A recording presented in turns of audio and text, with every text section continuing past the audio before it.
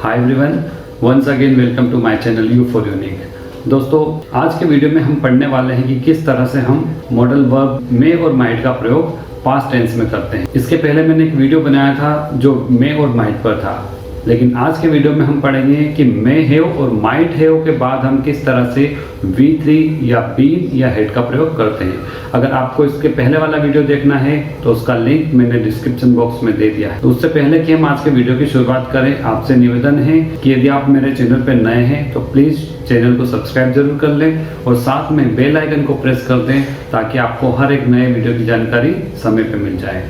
तो आइए आज के वीडियो की शुरुआत करते हैं।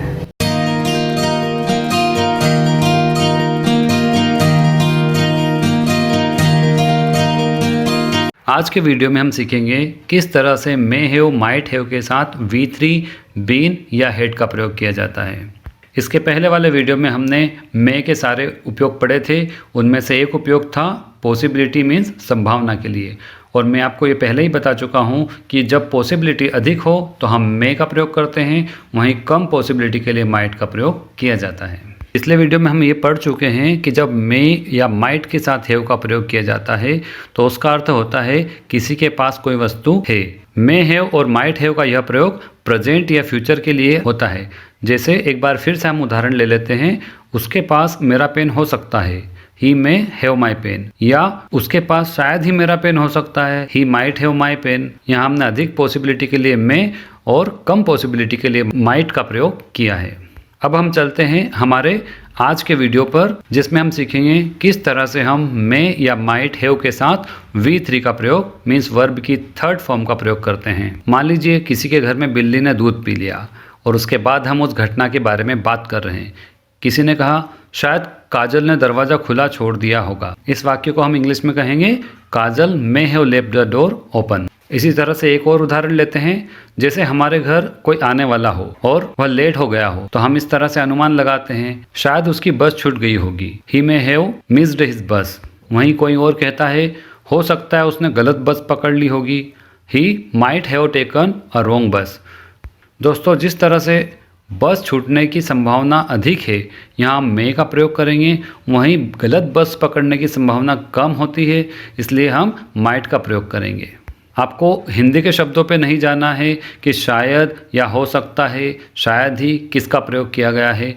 दोस्तों, अंग्रेजों को आपके हिंदी के शब्द से कोई लेना देना नहीं होता है। हमें सिर्फ एक ही बात ध्यान रखना है, अगर संभावना अधिक है तो मे हैव और अगर संभावना कम है तो माइट हैव का प्रयोग करना है। हमारे अगले स्ट्रक्चर में हमने मे और माइट हैव के साथ बीन का प्रयोग किया है। दोस्तों, हैव के बाद हमेशा थर्ड फॉर्म का ही प्रयोग किया जाता है। यहाँ बीन वर्ब बी की थर्ड फॉर्म है जो पास्ट टेंस में होना या बनना को बताता है। आइए उदाहरण लें, जब तुमने उसे देखा शायद वह डरी हुई होगी, she may have been scared when you saw her. यहाँ हमने अधिक संभावना के लिए मे का प्रयोग किया है।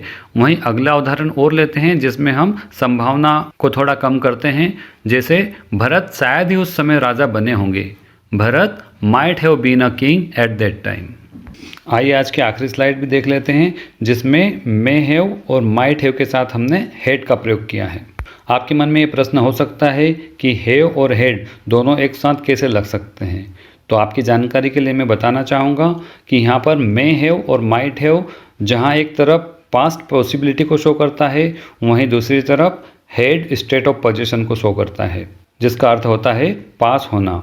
जैसा कि आप जानते हैं हैव के बाद हमेशा थर्ड फॉर्म का भी प्रयोग किया जाता है, तो आप यहाँ पर हेड को वर्ब हैव की थर्ड फॉर्म भी मान सकते हैं।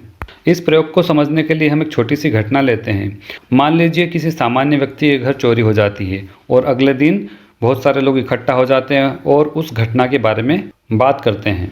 एक व्यक्ति चोर के बारे में बोलता है, हो सकता है चोर के पास चाकू रहा होगा, the thief may have had a knife. दूसरा व्यक्ति जब धन के बारे में बात करता है कि बहुत सारा पैसा चोरी हो गया होगा, तो तीसरा व्यक्ति उस बात को खंडन करके कहता है शायद ही उसके पास अलमारी में इतना धन रहा होगा, ही might have had that much money in the cupboard. दोस्तों, जैसा कि आप जानते हैं कि चोर और डाकुओं के पास में हथियार होते ही हैं, इसका मतलब है हथियार होने की संभावना अधिक है, इसलिए हमने यहाँ पर मे हैव का प्रयोग किया। वहीं अगर आदमी सामान्य है तो उसके पास अधिक धन नहीं होता है, इसलिए हमने यहाँ दूसरे वाक्य में माइट हैव का प्रयोग किया है। Thank you for watching this video guys. If you like it, please share it to others as well. Soon we will meet in a new video with a new topic. Till then, bye, take care, have a nice day.